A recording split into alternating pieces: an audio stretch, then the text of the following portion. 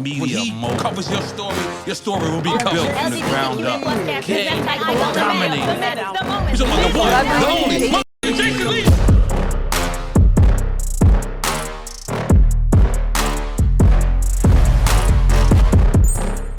How's everybody doing today?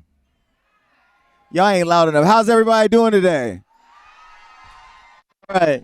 Well, this is my first time doing my live show in front of a BET audience, and I wanted to talk to somebody today that I knew we could have some fun, also inspire the culture, but also make you laugh. So I'm really excited about my guest today. Please welcome a Emmy-nominated writer, actor, and comic, and he's moving into my space with his podcast. Please welcome Deon Cole. Good to see you. Yes, sir. Yes, sir. Hey, how y'all doing? And everybody good? This is BT weekend. Yeah. That's what I said. Doing a live interview in front of my people, I expect us to be a little bit more, you know what I mean, indignant if we had to be. But clap it up one more time for Deon Cole, BET, The Jason Lee Show. And can we clap it up for Jason Lee, everybody? Please give him some love. There we go. Thank you. I feel like I see you everywhere, and we've never sat down and done an interview ever. Why is that? I saw you one time in New York. You was kicking it. You be kicking it, boy. Hold on, I'm afraid now. Was I on my best behavior? I was I walked in this restaurant and I saw you sitting there kicking it, and we was just like, we chopped it up for a quick minute. Yeah. But then that was it. We said we was gonna do something, but but here we are. Yeah. And what's crazy is I don't know if you know this, but we're Facebook friends, so I actually keep up with you on Facebook. I feel like, you follow somebody on Facebook, you act like you know them or you think you know them. I feel like I know everything that's going on in your life, at least what you share. So it's good to finally be able to do this. Yeah. Likewise, I follow you as well, man. So yeah, this is cool, man. I'm excited. Yeah, and the crazy part is Deon is, no matter where you see him, whether it's the restaurant, last time I saw you was a Busta Rhymes event during one of the holidays, you're always nice. And then preparing for the show, I saw you were a Capricorn. I'm very much into the zodiac. Capricorn be problematic. I'm gonna just say that. You ain't a typical Capricorn, but you are a Capricorn. I'm chill, man. I'm a chill Capricorn. Capricorns like to work. That's one thing we do. We work our ass off. So that's what I, occupy my mind with. Do you believe in the zodiac though? Like, are there zodiac signs that you see or know of that there's just red flags? Because for me, I won't hold it against you because I love you, but a Capricorn almost ruined my whole life. Do you believe in the zodiac? I don't believe in zodiacs. One time I went out with this girl, man, we had the wonderful, we had such a great time. We spent the whole day together all the way until the end of the night. She asked me what my sign was, and I told her Capricorn, and she was like, I gotta go, and she left. And just left me at this club, and after that, I was like, I don't believe in these signs. How you gonna have that good of a time and then leave because I'm a Capricorn? So, I don't know. Maybe it is something. I don't know. Are there Capricorns in the audience? Okay, be careful because you might get put out. Y'all don't know how to behave. No, so now that you're famous, got money, people know you. How is it hard to date? Because one thing about you, you're very private about your personal life. You don't leave crumbs for the Hollywood Unlocked team to figure out. You're pretty, you got your personal life locked up. Yeah. Is it hard dating when you're known, got money, and outside? I get little. I be so little. I be little. I went out with this girl one time, and everywhere we went, paparazzi would show up. But when I go by myself, wasn't no paparazzi. So I figured she was calling them. So after that, I was like, let me chill. And then I went out with a few actresses, right? But they just sometimes, I don't know why they feel like they be sometimes, I ain't gonna say all of them. I ain't saying all of them, but some they be kind of insecure sometimes. But they be so beautiful and talented, you be thinking, why they like that? You know what I mean? So then that didn't work, and I don't know. Maybe it's me. I think it's me. I just saw a guy marry a woman with no legs and no arms. Did you see that? No. If she can find somebody, I know it's me. I did see that. And Yeah. I sent it in my group chat, and I Yeah. asked everybody, like, is this a skit or is this real? No, it was real, and I got real sad because I was like, if she can find love, it's you single? All right, well, there go my wife. God And damn you it, shooting your shot? You shooting your shot right here?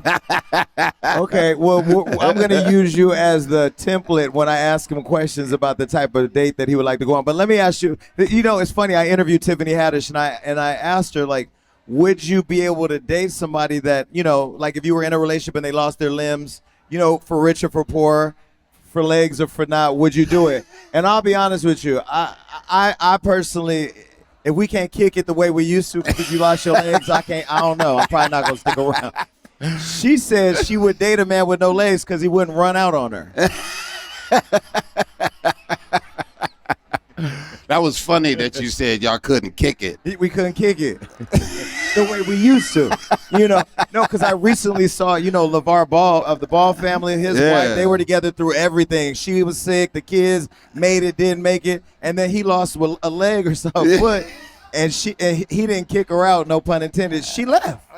She left? She left. I didn't know that. Yeah. I think he got his foot cut off. Yes. What? She must have been a Capricorn, huh? Had to be. Okay, so you know, we both have a friend in common. You were in a movie, The Harder They Fall. Yeah. Did you guys see that movie, The Harder They Fall? You ain't clapping like you saw it. That was an iconic film. Clap it up for The Harder They Fall. Yeah. Did you know when you filmed that movie that it was going to be iconic?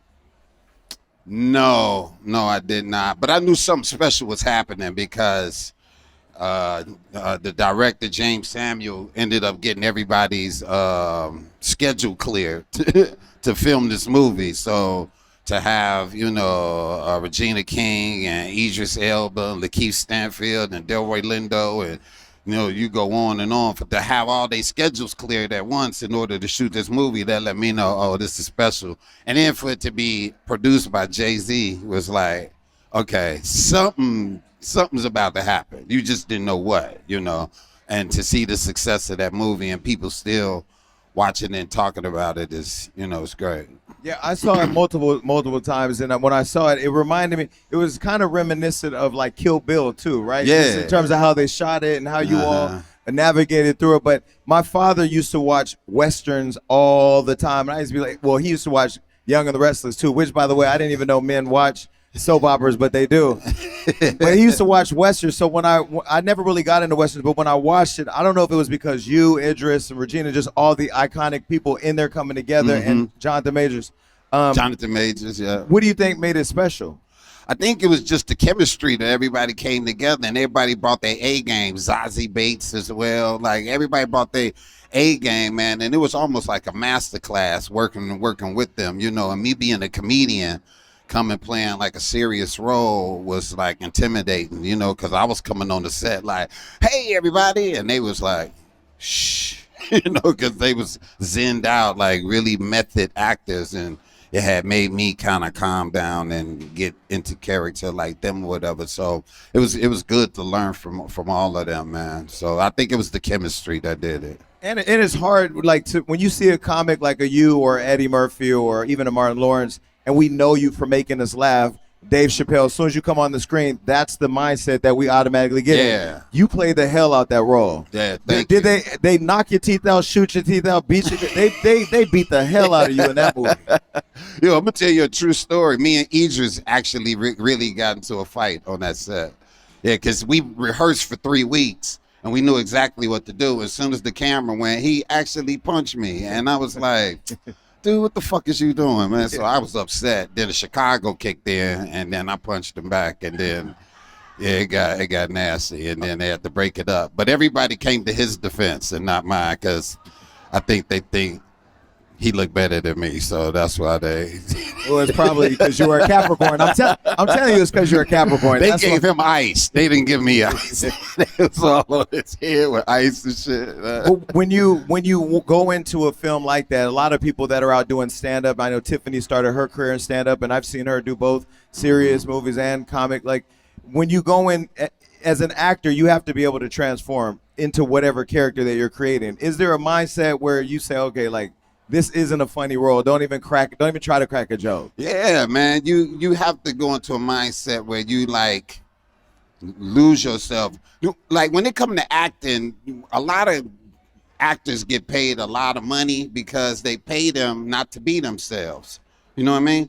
You can't be with your woman. You can't be with your friends. You got to become this character. So they give you this money so you won't be you. So you have to be somebody else in order to make this believable, you know what I'm saying? And so the great actors, they become that, you know? Like Jonathan Majors, when we shot that movie, like we didn't shoot on Sundays, and one day I was at Shell gas station, and he just pulled up on a horse. I bullshit you not, he pulled up on a horse, dog, and I was like, what is he doing? Like, but he was in character, like, not fucking around. He was in character, like, all day, like, spurs, boots, on the regular Sunday. But what was Jonathan doing with a horse at the gas station? They let him keep the horse. Like he had the horse all the time. I'm telling you, Jonathan Majors is. Yeah. No, he's somebody that he's one of those actors. He's not a. I don't want to say real actor, but he really lives. He's a real deal. Yeah. Jonathan Majors is not to be played with. He goes there. Like he is not fucking around. Like I like to go. Be silly, not him. He's gonna be that character until they done shooting. So when it comes to comedy, I know that Missy Elliott was at an event the other night where Sylvia Rhone was being honored, and she was giving Sylvia her flowers. Sylvia Rhone is a black music executive, iconic. She's signed some of the most amazing groups, produced some of the most amazing music that we've all enjoyed over the years. But Missy was giving her flowers, and she said, "When I came to you, I didn't want to be an artist. I wanted a label." And you told me just give me one record and I'll give you a label. And so she did that one record. Obviously, she blew up and then she continued to put out records. Yeah. You didn't want to be a comic when you first started, from what I understand. My understanding is you were a writer with Conan. Yeah, I was doing stand-up, but I also was writing. So I used to write for Conan for like 9 years. So on the Tonight Show, all the monologues and sketches and stuff, but not really. I did mostly sketch was what I did, but yeah, I wrote all of that for him. And the White House Correspondents' Dinner, we wrote that. And I used to write all the time. I used to write for Ricky Smiley, Nick Cannon. I wrote for a lot of people, you know. A lot of people didn't know that, you know. And yeah, that was like my kind of background. I was going to write on Blackish too, but I ended up being on the show. It was crazy, but go ahead. So you went in as a writer on Blackish, and then you ended up on the cast. Right. Charlie Murphy was supposed to be my character. I played a character called Charlie on Blackish, and Charlie Murphy was supposed to be that character. That's why my name is Charlie, because he was supposed to be that guy, and he changed his mind at the last minute. And I was supposed to write for that character. And so Kenya Barris, the creator of the show, he was like, "Why don't you come play that character, because he's not coming?" And I was like, okay. He was like, "Can you do it?" I was like, "I could try." And well, obviously, multiple seasons later, you did it. 8 years later, yeah. So you can clap. You can clap at any time you want. Because having an all-black cast on a sitcom on that network for that many years, I mean, it's a testament of the success of not just the cast, but the writing and the acting. Yeah. When you saw that cast again, like the harder they fall, did you know like there's Jennifer Lewis, who's a ball of energy? Did you know like this is gonna be a hit show? I've made a career out of and a blessed career, to the glory of God, to be a part of some iconic casts. You know, I've been a part of some great casts, and so I could kind of feel when it's going to be something. So I knew Blackish was going to be like that too, because I've been a part of the Barbershop series. We did Color Purple. I was in the movie Color Purple, and that cast right there, I just knew that was going to be something special. You know, all these movies that I've been a part of. we just did Michael. I was in the movie Michael, and I knew that was going to be special, but I didn't know it was going to be almost $1 billion special. I didn't know that at all. I would have asked for more money when I shot. Yeah.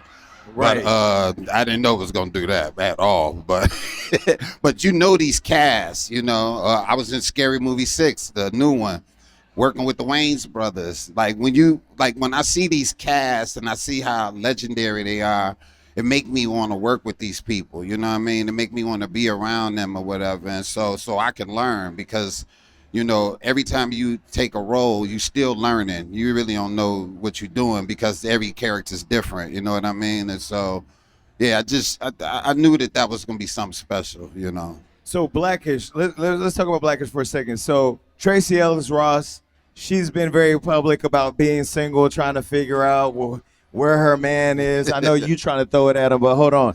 For Tracy, I just wanted to see the sign language lady say, "Throw it at him." Watch this. Do it. Ready? She trying to fuck Deon Cole. Okay, clock it. I clocked it. I'm still Jason Lee, even though I'm at BT. I'm gonna say you trying to fuck somebody if I think you're trying to fuck somebody.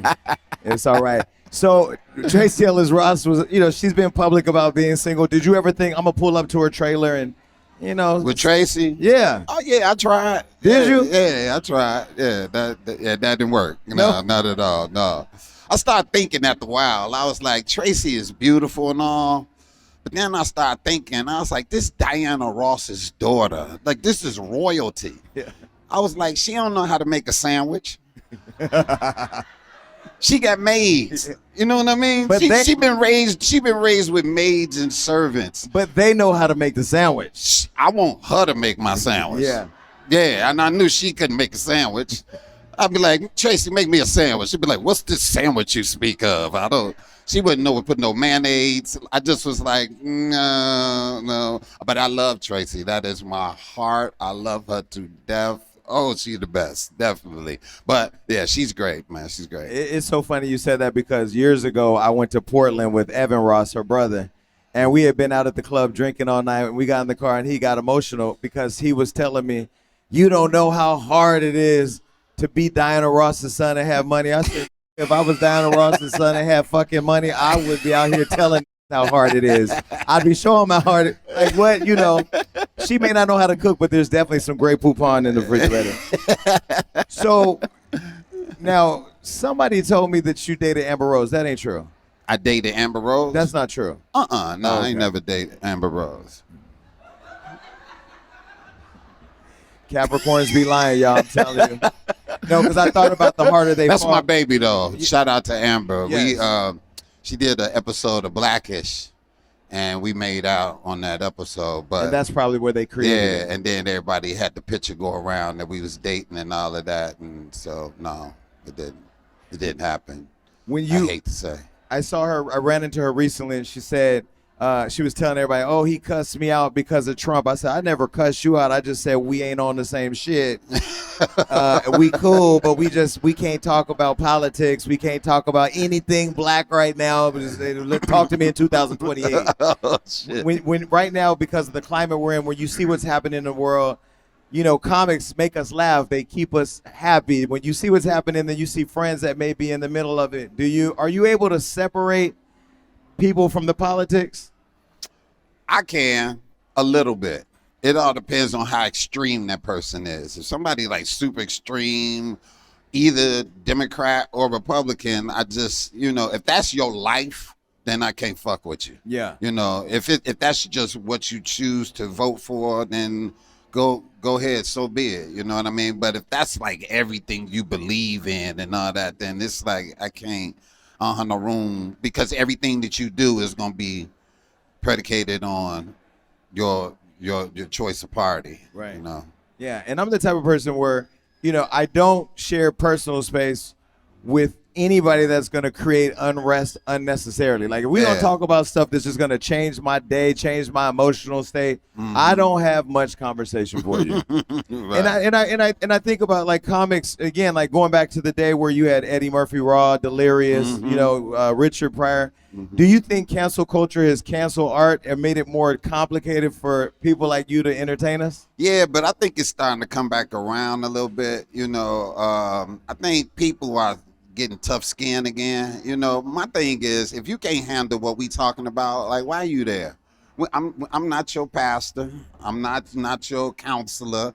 Like, we are all together in this comedy club to hit some fucked up shit, right? So why would you bring your monkey ass up in here and record me and try to cancel me and cancel everything that we all trying to hear at that time and go make a big deal of it? You know what I mean? It's like, nah, stay the fuck out the comedy club. Go take your miserable ass somewhere where miserable ass motherfuckers is at and keep it motherfucking moving. Shit. I don't know if that was Capricorn or Chicago, but I think it was a combination of both. I know. I got angry. No, because I remember when Dave Chappelle was doing his jokes, he did the trans joke, and someone called me and said, well, tell me what you think about this when you see it. And I watched it. I thought it was hilarious. I thought he was actually paying homage to a relationship that he had, that he did it in a way that was funny, and people got offended. So when you see people react to jokes that a Dave Chappelle does or that you may do, how do we tell them just lighten the fuck up? Like, dude, this is comedy. You just gotta tell them shut the fuck up, or just, man, let them go whine, let them go do whatever the fuck they doing. Because one thing is happening is, even though he said those jokes, Dave is still in front of 50,000 motherfuckers a night that want to come see him, right? So somebody out there want to hear the shit, you know what I mean? And it's a joke. You should be able to handle a joke, and people can't handle jokes, you know. I hosted the NAACP Awards, right? Oh, I was there. We're gonna get into that. Oh, wait. Let me tell you something. You hosted the fuck out of that, and I was sitting next to the people, the executives from BET, and that opening monologue, I looked at them, I said, y'all let this get up there and do that, and y'all be looking at me crazy because you came out there just letting off.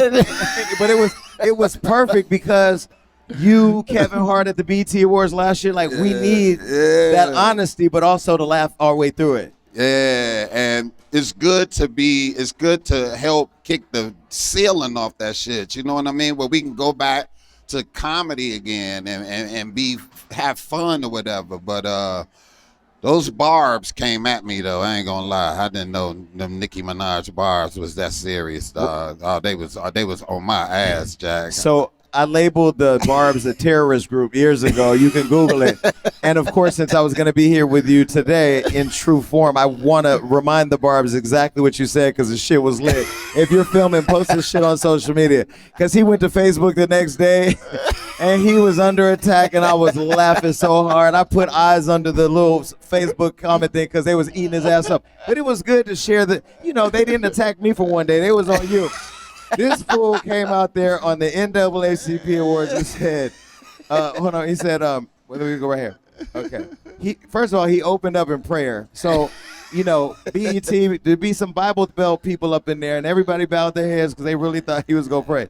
This said, Lord, we want you to bless our sister Nicki Minaj. She's been going through a lot lately and hasn't been herself. Lord, I believe whatever's in her ass is affecting her brain. Lord, take it out her ass, Lord. We bind that spirit in her ass, Lord. That was a direct reference to Nicki getting that BBL in whatever hotel room she paid the person to do it. But when you did that, did you know that the internet was going to lose its mind? Absolutely not.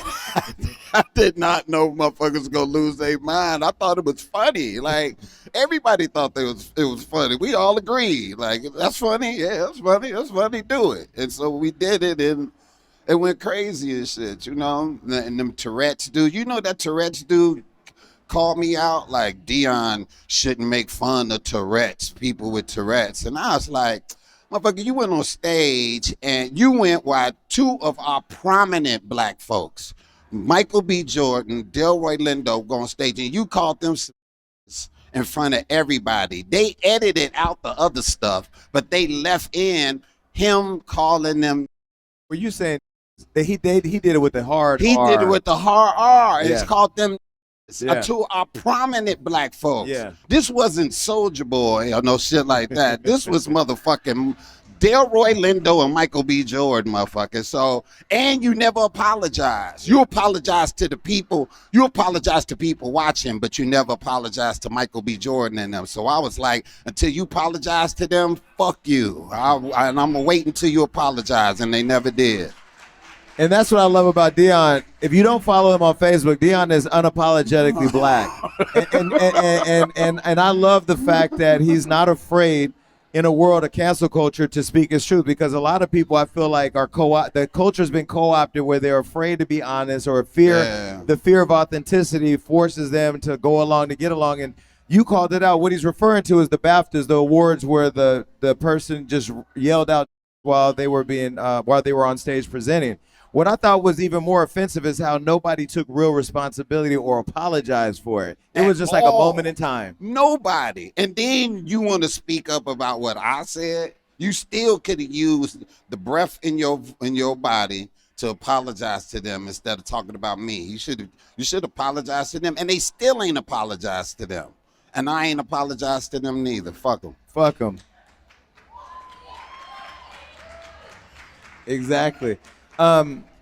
Sinners, the movie Sinners, it was another amazing film. Yeah. I remember Rotten Tomatoes when it first came out, it gave them, I think, a 0 or something crazy. Yeah. Did you see that? Yeah. So to watch Rotten Tomatoes that people be relying on as if it's the gospel, but give them a 0 and them go all the way up and win everything, and Michael win the Oscar. That's the biggest fuck you in the world, ain't it? In the world. But isn't that just a testament of like being very clear on what your intentions are? I mean, Ryan Coogler, an amazing director, producer. Isn't it just a testament of what God has for you is for you, no matter what anybody says? Absolutely. Amen, brother. What God got for you, he got for you. Do not let any of these critics or anybody tell you what the fuck you like, especially when it comes to some black shit.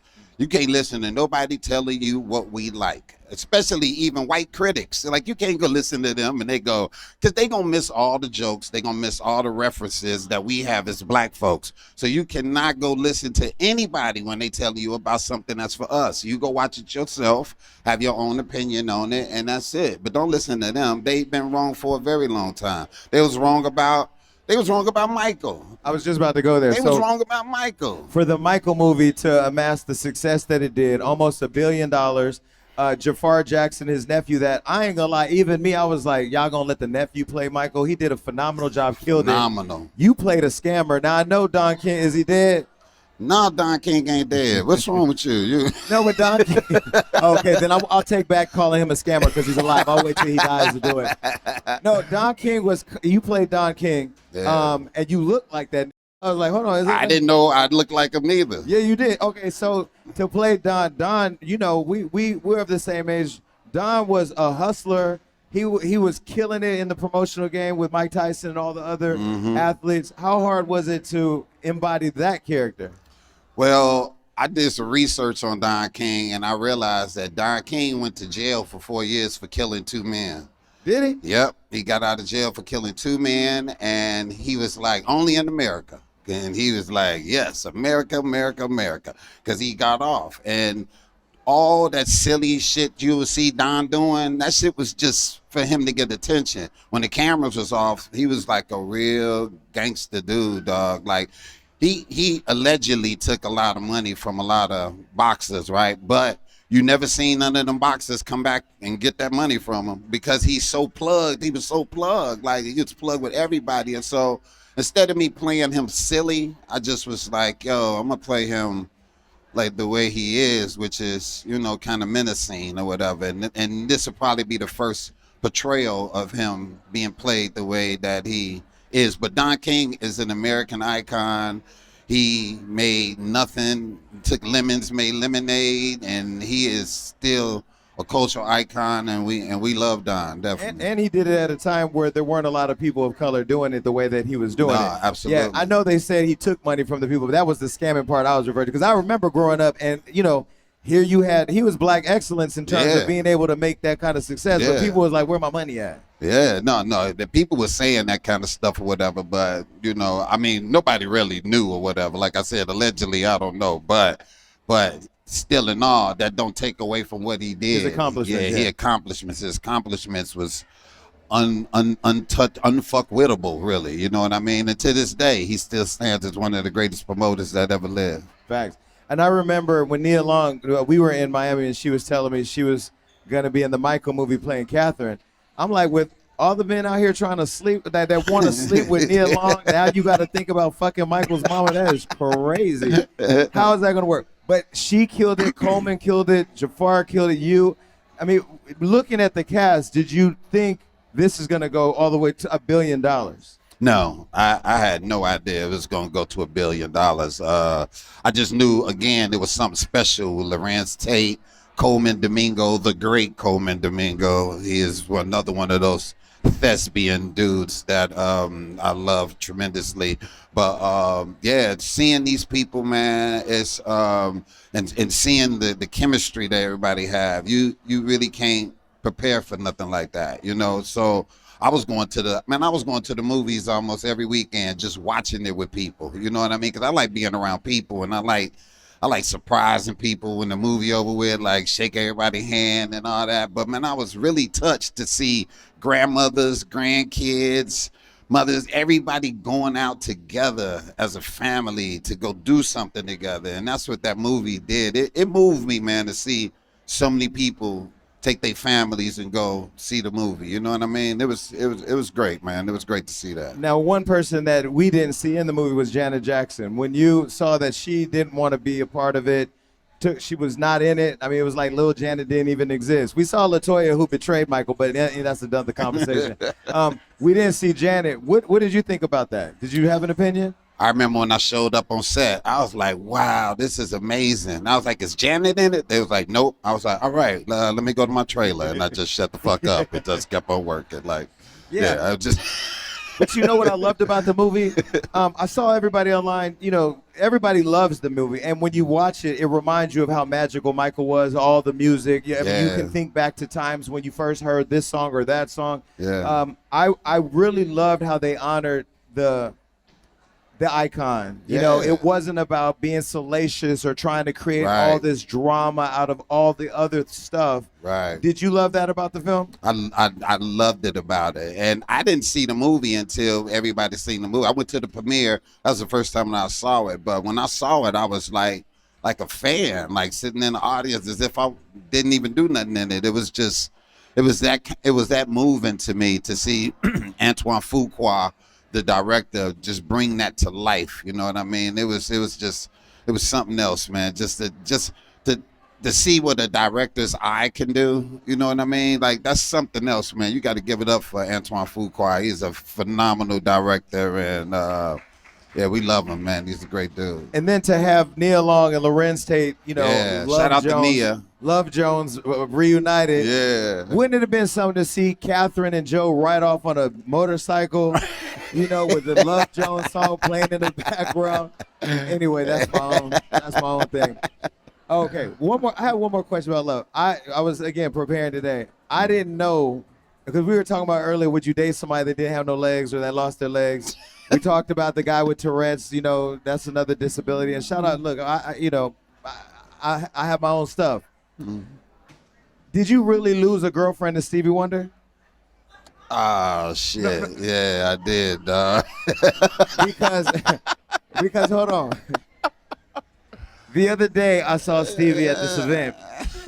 And when my producer told me your girlfriend ended up going with Stevie Wonder, and then I guess he later said he wanted to see you about something, I was like, see me about something. Huh? No, he did. He took this girl from me, man, and me and him ain't been cool really since, but he's an icon, definitely. But Stevie be talking shit, dog. Look, people don't know, like when Stevie ain't doing Stevie be on some bullshit, like for real. He called me a bitch one time. I ain't gonna even lie to you. No, he didn't. I swear to you, dog. Why? Because I went over to him and I was like, I said, you know that was some bullshit you did about taking my girl from me. And he was like, stop acting like a bitch. I swear to you, he said that. They think I'm bullshit. Stevie Wonder. Stevie Wonder is a real dog, like for real, like seriously, like he a real one, dog. Wait, so my first Stevie story years ago when I moved to LA, we went to dinner at Mr. Chow, and we were sitting outside by the street, and we started eating, and the lady came up to me. She said, "I'm sorry, sir, we have to move your seat. We have to move you to another table. Stevie Wonder wants to sit by the street."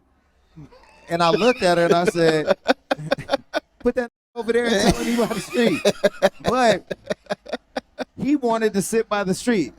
When I said that, people thought I was playing, but when I heard your story that y'all were somewhere and he knew you were in the room and said he wanted to talk to you. Yeah. Stevie is in every way. Dude, I'm telling you, he knew I was in this club, dog, and he sent his people over to me and told me to come over there, and I went over there and I was like, what? And he was like, why your bitch ass over there? I swear to you, dog, as if he could see you or something. Like, he always called me a bitch. I don't know where he get that from neither. Like, it ain't like I did nothing to him. He took my girl, you know what I mean? And they like, wanted to confront you. He gave her $100 to give to me to go home and took her with him. I bullshit you not, it's a real story. Yeah. And I knew he gave her the money because it was all in ones. Yo, the other night, they were having all these different singers sing, and they went to hand him the mic to sing, and he didn't want to sing, and they kept pushing him. He took the mic and he started singing about her wife's father that just found out he had cancer. So the song was that, and I felt bad, but excited he was singing, but also bad that since you wanted him to sing, he was singing about something really sad. But I liked it. You know, you kind of gotta laugh at life. I mean, he FaceTimes people. You just gotta allow Stevie to just do Stevie, dog. But Stevie, he fun. But yeah, Stevie, he a motherfucker though. If y'all ever run into Stevie, just be like, why you keep calling Deon a bitch ass? I want y'all to say that to him, okay? If you ever see him. Yeah. Please don't confront Stevie Wonder. Just leave that man alone. Give him $100 if he wants. He don't need the money. But that was a true story, though. For real. I heard. Yeah, it was a true story. So obviously they didn't stay together. No, I ran into the girl like maybe about a year later, and she told me she was sorry. Yeah, she was like, "I'm sorry," and I was like, "Did you get anything out of it?" She was like, "No." She was like, "I'm just sorry." And I was like, all right, that was it. He could at least whisper "ribbon in the sky" to her or something. I don't know, but don't leave your girl around Stevie. I'll tell you that much.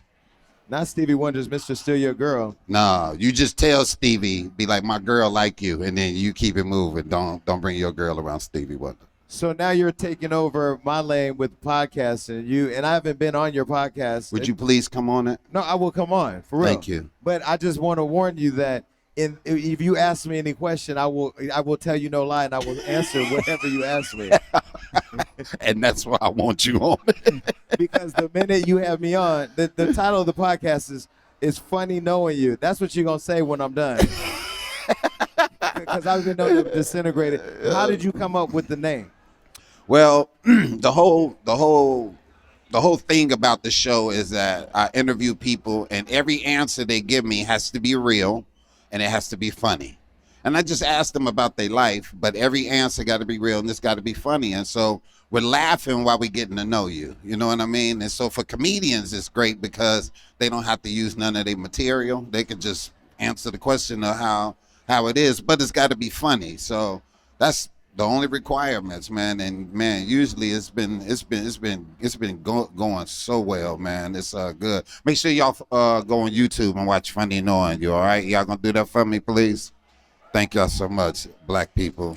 Yeah, make sure and again, we got to continue to support platforms and podcasts that uplift us, because there's a lot of craziness out there. And somebody asked me earlier during the interview, are we in a world where you just have to think about clicks? I think you just have to be clear about what your talent is, and just stay true to that, right? Because not everything is going to hit. Yeah, absolutely. And you got to believe in you, because I remember when I started, people was like, yeah, everybody got a podcast, everybody got this. And I was like, yeah, but they ain't doing what I got in mind to do. You know what I mean? So if you got something unique, don't let nobody stop you, or don't think like it's too many people doing this, that, and the third. Just go do it. Again, like you said earlier, what God got for you, he got for you. And you got to always think about that. And trust your instincts when it comes to working out here and moving up.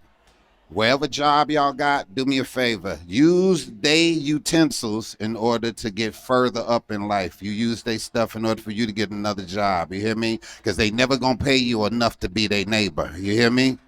Never. So you got to move up on your own, all right? Okay? Did y'all hear me? Okay, well, act like it.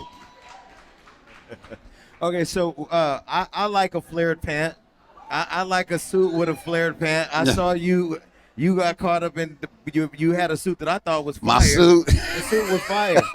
Then all of a sudden it was like black folks homophobia just black folks lost their mind. Like it's a flared pant. Did you not look at the 70s and see like Man. when you wore that suit and saw people's reaction?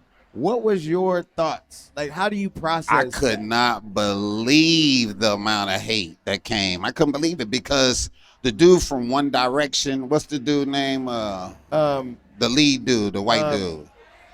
Harry Styles. Harry Styles. Thank you. He wore the same exact suit and was on the front cover of GQ magazine. The same exact suit. He wore it. And the suit was made for like the 70s, like James Brown, Michael Jackson, all them used to wear that suit. So it was a retro suit. So I wore it. And I don't know why the black community was like, you gay as hell, you gay, you the gayest nigga around, and gay. And it was crazy. People stopped coming to my shows. Really? Don Lemon called me. That's how terrible, that's how fucked up this was. Don Lemon called me and was like, it's okay. Yeah, when the gays gotta call you, make sure you're okay for being called something you know you in some trouble. Dude, Don Lemon called me and was like, "Hey man, don't worry about it. I go through this every day." He was like, "Don't trip about it." I was damn. Don Lemon telling you I go through this every day when Don is gay is funny. Gay as fuck. And he told me that. But you know what I did? Instead of letting them tear me down, I was like, you know what? I'm about to wear bell bottoms every motherfucking day. And I did that shit. And I wore them on tour, and I wore them motherfuckers every goddamn day. So much so that I saw Kendrick Lamar at the Super Bowl wearing bell bottoms. Right. And everybody thought that was cool. But what I did was fucking horrible. But you know, I love the fact that it all comes in cycles. You know, some people who jump out the gate first, they'll catch it. But then other people will be like, I'm going to do that. And then other people will do it. And so you know how fashion is. Yeah. Fashion is you either going to strike lightning or they're going to get your ass, one of the two. So yeah, but you're a comic. You could turn it all into Yeah. Being a comic, that shit roll off me, man. We have fun with anything that happened to a comedian. Shit, we about to go make money on that goddamn shit. Wait, how did you digest and react to the Kevin Hart roast? How did I digest Yeah, it? like when you saw, I mean, you're a comic, so obviously these are jokes. Yeah. The one guy, Tony. Tony Hinchcliffe, When you saw Tony Hinchcliffe's jokes, what did you think? So when it comes to roast are roast, all right? That, like, it's gonna be good jokes, it's gonna be bad jokes, you know what I mean? And so it just come with the punches, regardless. My thing was some of the jokes didn't make sense. To me, it just seemed like, why did you say that? One of the jokes I did not like was when Shane said Kevin is so short he could be hung by a bonsai tree. And I was like this, okay. Like, what do you mean hung by a bonsai tree? Where's like, the punchline? What is it? I don't even get why we even saying that. Like, there was nothing else you could have wrote.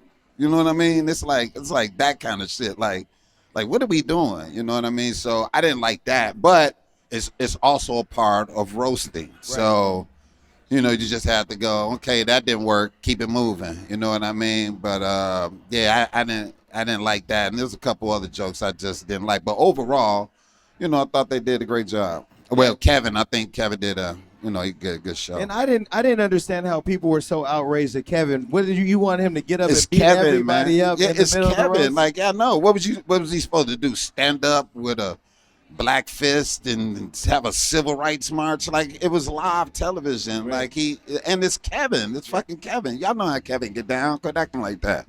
Kevin does what he does, and, you know, he does it well. And, you know, he did his roast, and that was it. I thought the most beautiful part about it was how Cheryl Underwood just came. I mean, she stood out. She's obviously. Shout out to Cheryl Underwood, my sister. She stood out, and y'all better clap it up for that black woman who ate them up. She ate them all up, and it was most of her own material. Yeah, she stood up there like a motherfucking G and delivered that shit. That's how you do. Now, that's how you do that shit. Exactly. You know what I mean? And so Cheryl has always been great. My Chicago sister, she has been doing it forever, and it's always good to see her, like, getting her just due right now, man. So shout out to my sister Cheryl, man. Y'all give it up for Cheryl one more time and shit. And speaking of just due, you went from what number on the call sheet were you on Blackish? What number? On Blackish, I think I was like number 9, 10 or So on the something. call sheet of all the actors, he was number 9 or 10. Now you're number 1 on Average Joe.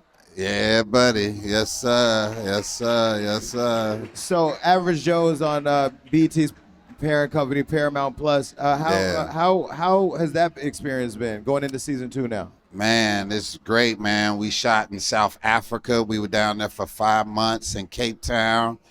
And, man, wait till y'all see this show. It'll come out August 19th on Paramount Plus, BET. And we killed everybody in South Africa. I don't think there's nobody else alive in South Africa. We murdered at least 100 per show. It's shit. Like, we killed everybody in this motherfucker. It's just, but it's plots and turns and twists throughout the whole thing. It's fun, action packed, but boy, we was getting it in. And the first season, we left a cliffhanger that is crazy when you see the beginning of this new season, man. And shout out to the whole cast, Mike and Malcolm and Cynthia. And yeah, so shout out to the whole crew that put it together too. Rob Cullen and Corey and Deb Evans. And yeah, so yeah, can't wait for everybody to see it, man. Y'all gonna tune in and watch it, please. Can y'all, please? August 19th. So I've never been to South Africa. Cape Town is nice. Man, it's beautiful down in South Africa, Cape Town. Yeah. Man, everybody down there got ass. It's a mud, boy. It's beautiful, boy. Even the animals got ass down there. Like, Okay. Bestiality. Here no, we I'm go. just bullshitting. Fellas, go to South Africa. It's crazy. Ladies, go to South Africa too. It's a bunch of men out there that they all motherfucking swole. Them motherfuckers down there, big as hell, dog. And so the Average Joe coming out season 2, and then you said Scary Movie. That's 6, right? Scary Movie 6. Yeah. And the Wayans brothers just got the franchise. They just got it back, Yeah, right? they just got it back. Yeah. So you're not like a dies in the first scene, because you know how usually they be trying to kill us off in the first scene. No, I was close to the beginning of the movie, but no, I didn't get killed off in this. No, we was just being silly in here, man. But shout out to the Wayans brothers. They took that franchise back and it went #1 and made more money than the movie that it was parodying. So look at that black excellence right there. Whatever. Y'all got to give it up better for the Wayans brothers, y'all.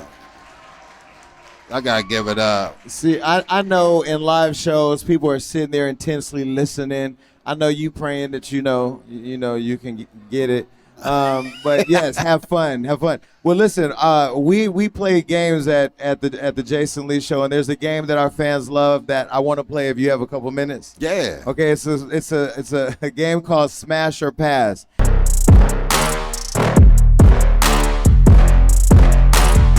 Okay, y'all know about Smash or Pass? Okay. It's a really simple game. I'm going, Deon's single, so I'm trying to help him out. I know some people on this list. It's really simple. It's either we'll put a name or a face up here. You'll see the person, and it's smash or pass. And what I want to do, since we're in front of a live audience, is when I say the name, you all scream out smash or pass, and then let him answer. Is that cool? Okay, so first let me put this up. Let's try out. Let me hear how loud you can say smash or pass. So first. Okay, perfect. All right.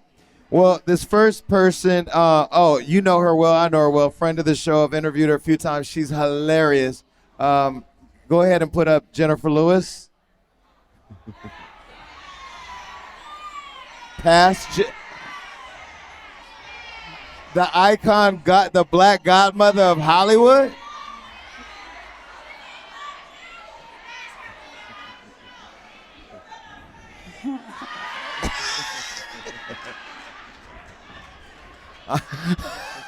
I like vintage women. I'm sorry. I like a vintage. I like a vintage woman. Shout out to Jennifer though. Jennifer. I worked with her 8 years on Blackest. Jennifer is nasty. She's nasty. Fellas. She is nasty. Well, I'm telling you. She is. But she came on my show and told the story about that man that scammed her out all that money. Oh yeah. She went on a press tour putting that on the ground. I said, but if you cross, she's the epitome of a cross you. What to do with them? We love Jennifer. Yo, though. did you know she used to sleep with Robert De Niro? Did I know? I don't know if I knew that, but I'm gonna text her when I get out of here. For years. Really? Yeah, she was like this. I was fucking Bobby for years. I'm not bullshit. Wait, is she not the best storyteller though? She is the best storyteller. Did she tell you how she almost died in the Serengeti? Did she tell you the story? No, she didn't tell me that. If you don't call her for anything, ask her to walk you through how she almost died in the Serengeti and woke up with the buffalo looking at her. This woman I love her. Okay, this next person is another Jennifer Lopez.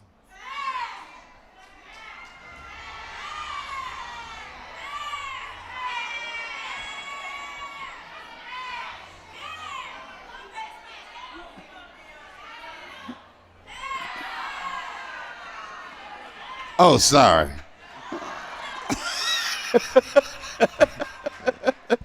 I know y'all thought, he in front of all these black women, he gonna say pass. Nah, I'm gonna say pass. Yeah, pass. Now she that's not vintage, but she's up there, but she looks great. No, she's fantastic, for real. I'll pass today. Okay. At the BET Awards, but ask me Monday. Okay. In all fairness, she's a Leo like me. So Leos and Capricorns, I'm telling you, y'all wouldn't even last. Jennifer fine as hell. She is. Man, she gorgeous. All right. Oh, okay. Vintage. This one right here, she loves black men. Martha Stewart. You say you want a woman that could cook. Not Martha. She been to prison. I know she been to prison. I can't do Martha. She smokes weed with Snoop. She smoked weed with Snoop, but I can't do Martha. No, I can't. No, I think she put raisins in her potato salad. Definitely. I can't do it. And that should be a crime. I feel like anybody if you black and can't cook potato salad, you shouldn't even be black. Period. Take your black card away from you. Immediately. All right. Oh, this next woman was on my show. Every man loves her. Maya.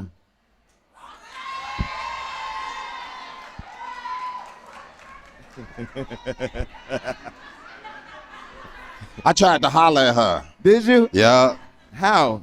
I saw her at the where did I see her at? The BET Awards last year. Oh yeah. And I was like, congratulations. And she was like, what? And I was like, you the baddest motherfucker in here. And I was like, hey, you should hit me on Instagram. And she was like, no. That may have been when she was going through a celibate phase. I don't think I wasn't getting celibacy at my show. Man, recently. she would not holler at me. She wouldn't even really look at me too much. She would just be like, And I was like, damn, Maya's ass.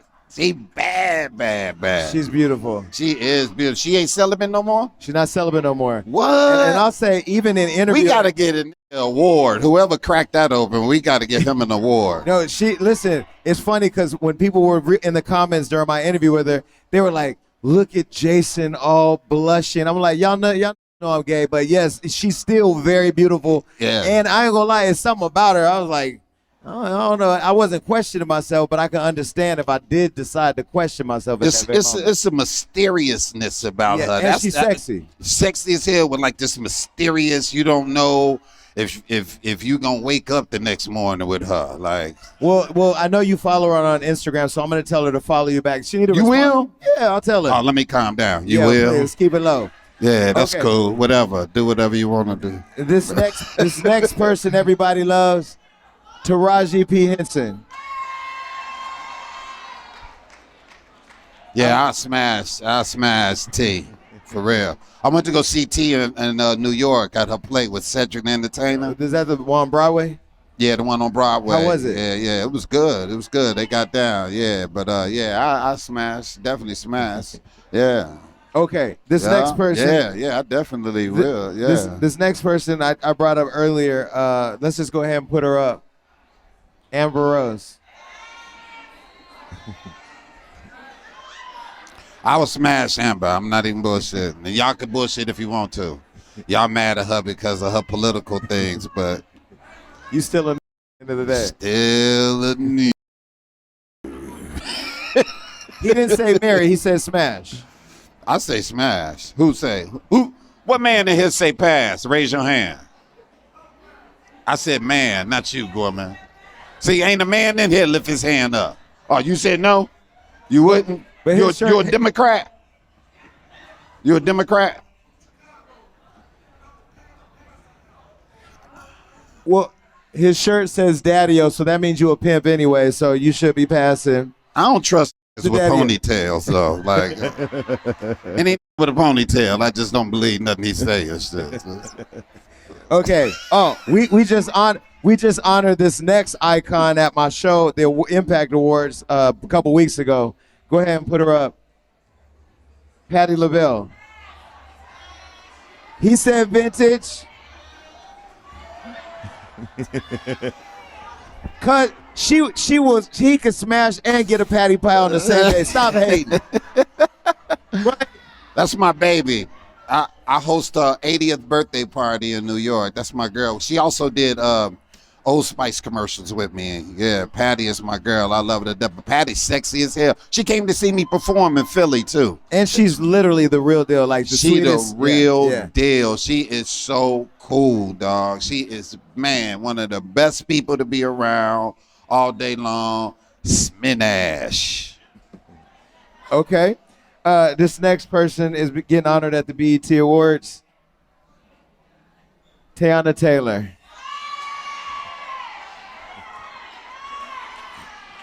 Look at all the women in here like smash. Yeah, we got to smash. We got to smash too. I smash T. That's my girl though. Shout out to T. But yeah, boy, I remember one day I saw her. I looked at my bank account. I ain't have enough. I was like, I ain't got enough money to fuck with her, dog. I was like, this motherfucker is so cold. She bad, boy. Yeah. She's super bad, boy. Well, what I love about her though is I remember her hustling as a young girl, and like she Yeah. stayed in pursuit of it, and she's doing everything that she's ever wanted to do, and she's getting her flowers while she can smell them. Yeah. She a dope ass choreographer too. I had spent a lot of time with her. She choreographed Diddy when he was doing the Billboard Award. I mean Billboard. When he was hosting that. When he had the Love album. She Yes. choreographed Yes. his whole thing or whatever. Yeah. Yeah, She's dope though. Those abs are crazy too. Her abs are like ridiculous, ain't they? Speaking of Diddy, this woman is single now. Where's she at? Carisha, Young Miami.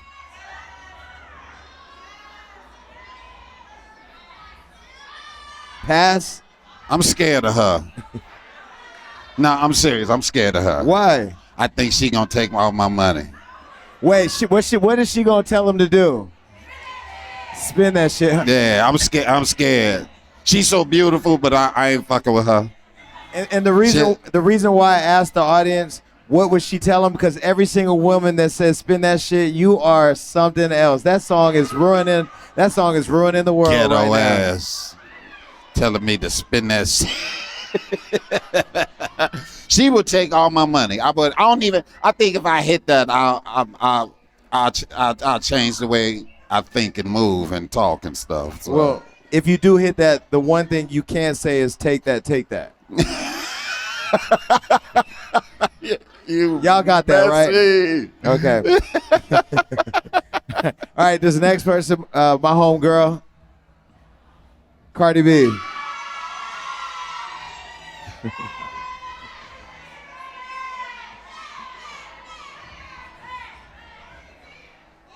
Pass.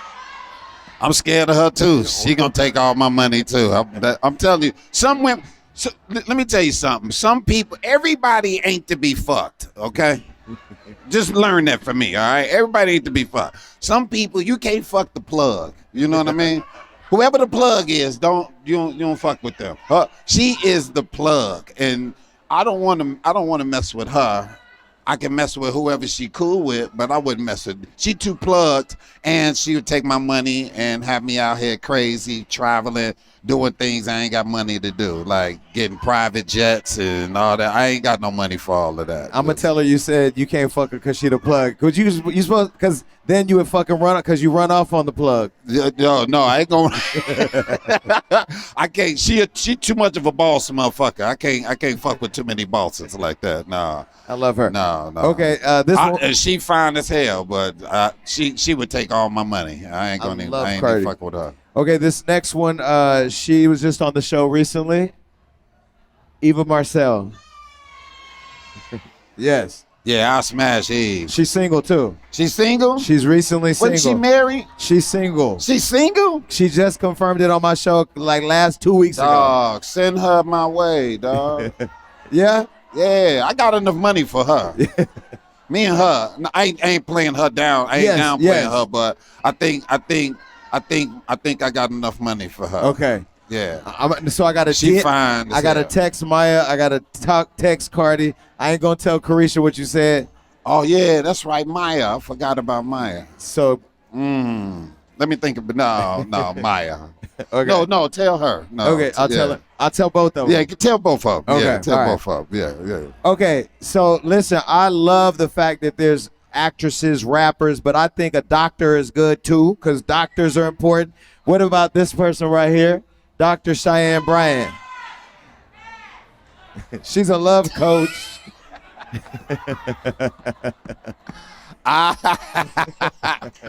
I will. What y'all say? Smash or pass?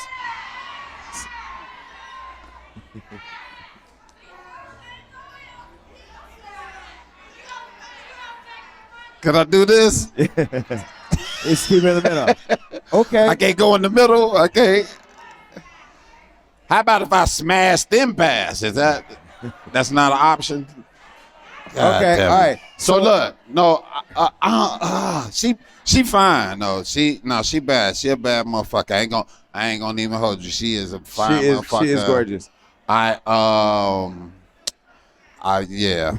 Okay, smash. All right, one more. So I don't know if you know, so I own Hollywood Unlocked. I'm the host of the Jason Lee Show, but I'm also an elected official as the vice mayor of Stockton, California, because politics matter. So I hope y'all are out there getting registered to vote and voting. But I couldn't end this without throwing in a politician. Just one. What about my girl, Jasmine Crockett? In the middle? No, I'll smash. Okay. What, smash or pass? Well, y'all being quiet because y'all IRS, the taxes ain't paid up and you don't want the IRS. Oh, just the girl? Jasmine Crockett, our congresswoman from Texas. Oh, yeah. Okay. Smash. Y'all just some haters. Y'all don't want to. You the only one want him to smash, and you the only one that want to smash right now in the front row. Well, listen, they're telling me to wrap it up. I could talk to Deon all day because anytime I could sit with somebody who's literally blazing their own trail, putting on for the culture, and entertaining us and keeping us laughing, I could spend all day doing that. So please give it up for Deon Cole. And y'all give it up for Jason Lee as well, y'all. Thank y'all so much, man. Appreciate y'all.